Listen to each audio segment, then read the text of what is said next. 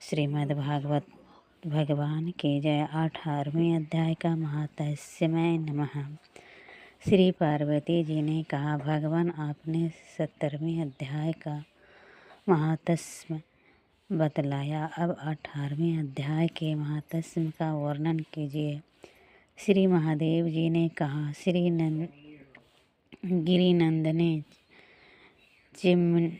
चिमनिए आनंद की धारा बहने वाले 18वें अध्याय के पावन महात्म्य को, जो वेद से भी उत्तम है, श्रवण करो। यह संपूर्ण शास्त्रों का सर्वस्व, कानों में पड़ा हुआ रसायन के समान तथा संसार के पावन महात्म्य को, जो वेद से भी उत्तम है, श्रवण करो। यह संपूर्ण शास्त्रों का सर्वस्व, कानों में पड़ा हुआ रसायन के समान तथा संसार के यातना जाल को छिन्न छिन्न करने वाला है। सिद्ध पुरुषों के लिए यह परम रहस्य की वस्तु है। इसमें अविद्या का नाश करने की पूर्ण क्षमता है। यह भगवान विष्णु की चेतना तथा स्वर्ग श्रेष्ठ परम पद है। इतना ही नहीं, यह विवेकमयी लता का मूल काम, क्रोध और मद को नष्ट करने वाले इंद्र आदि देवताओं को चित्त का विश्राम मंदिर तथा शनक सनातन आदि महायोगियों का मनोरंजन करने वाला है। इसके पाठ मात्र से यमदूतों की गर्जना बंद हो जाती है। पार्वती, इसे पढ़कर कोई ऐसा रहस्यमय उपदेश नहीं है जो सतभक्त मानवों के त्रिविधि ताप को हरने वाला और बड़े बड़े पातकों का नाश करने वाला हो। 18वें अध्याय का लोकोत्तर महात्म्य है। इसके संबंध में जो पवित्र उपाख्यान है, उसे भक्तिपूर्वक सुनो। उसके श्रवण मात्र से जीव समस्त पापों से मुक्त हो जाता है। मेरुगिरी के शिखर पर अमरावती नाम वाली एक रमणीय पुरी है। उसे पूर्व काल में विश्वकर्मा ने बनाया था। उस पुरी में देवताओं द्वारा सेवित इंद्र शची के साथ निवास करते थे। एक दिन वे सुखपूर्वक बैठे हुए थे। इतने में ही उन्हें देखा कि भगवान विष्णु के दूतों से सेवित एक अन्य पुरुष वहां आ रहा है। इंद्र उस नवागत पुरुष के तेज से तिरस्कृत होकर तुरंत ही अपने मणिमय सिंहासन से मंडप में गिर पड़े। तब इंद्र के सेवकों ने देवलोक के साम्राज्य का मुकुट इस नूतन इंद्र के मस्तक पर रख दिया। फिर तो दिव्य गीत गाते हुए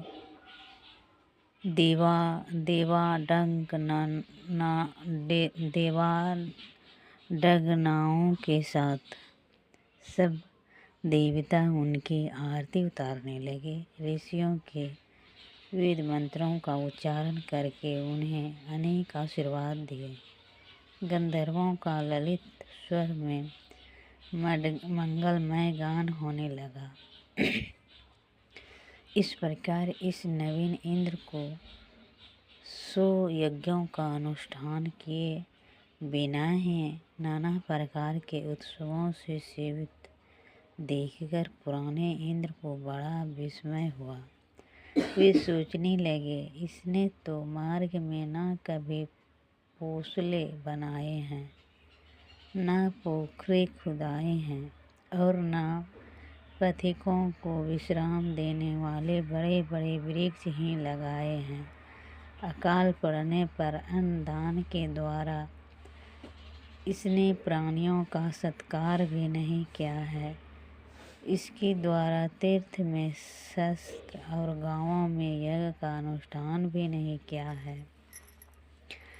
फिर इसने यहाँ भाग्य की दी हुई ये सारी वस्तुएं कैसे प्राप्त की।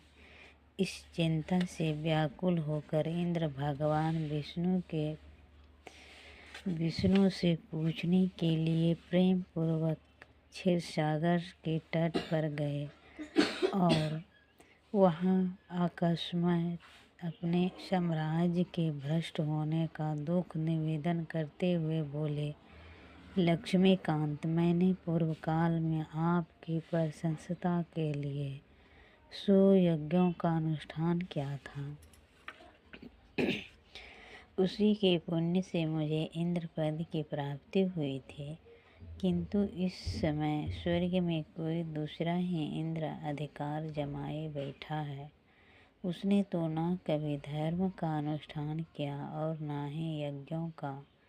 फिर उसने मेरे दिव्य सिंहासन पर कैसे अधिकार जमाया है। श्री भगवान बोले, इंद्र, वह गीता के 18वें अध्याय से 5 श्लोक का प्रतिदिन पाठ करता है। उसी के पुण्य से उसने तुम्हारे उत्तम साम्राज्य को प्राप्त कर लिया है। गीता के 18वें अध्याय का पाठ सब पुण्यों का शिरोमणि है। उसी का आश्रय लेकर तुम भी अपने पद पर स्थिर हो सकते हो। भगवान विष्णु के ये वचन सुनकर और उस उत्तम उपाय को जानकर इंद्र ब्राह्मण का वेश बनाए गोदावरी के तट पर गए। वहाँ उन्होंने कालिका ग्राम नामक उत्तम और पवित्र नगर देखा, जहाँ काल का भी मर्दन करने वाला भगवान कालेश्वर विराजमान है। वहीं गोदावरी तट पर एक परम धर्मात्मा ब्राह्मण बैठे थे, जो बड़े ही दयालु और वेदों के पारखंड विद्वान थे। वे अपने मन को वश में करके प्रतिदिन गीता के 18वें अध्याय का स्वाध्याय क्या करते थे। उन्होंने देखा, इंद्र ने बड़ी प्रशंसा के साथ उनके दोनों चरणों में मस्तक झुकाया और उन्हीं से 18वें अध्याय को पढ़ा। फिर उसी के पुण्य से उन्हें श्री विष्णु का सायुज्य प्राप्त कर लिया। इंद्र आदि देवताओं का पद बहुत ही छोटा है, यह जानकर वे परम हर्ष के साथ उत्तम वैकुंठ धाम को गए। अतः यह अध्याय मुनियों के लिए श्रेष्ठ परम तत्व है। पार्वती 18वें अध्याय के इस दिव्य महात्म्य का वर्णन समाप्त हुआ। इसकी श्रवण मात्र से मनुष्य सब पापों से छुटकारा पा सकता है। इस प्रकार संपूर्ण गीता का पाप नाशक महात्म्य में बतलाया गया। महाभागे, जो पुरुष श्रद्धायुक्त होकर इसका श्रवण करता है, वह समस्त यज्ञों का फल पाकर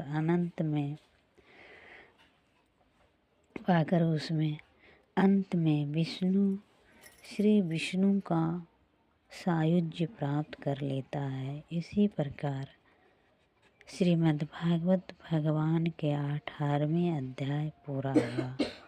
श्रीमद्भागवत भगवान की जय।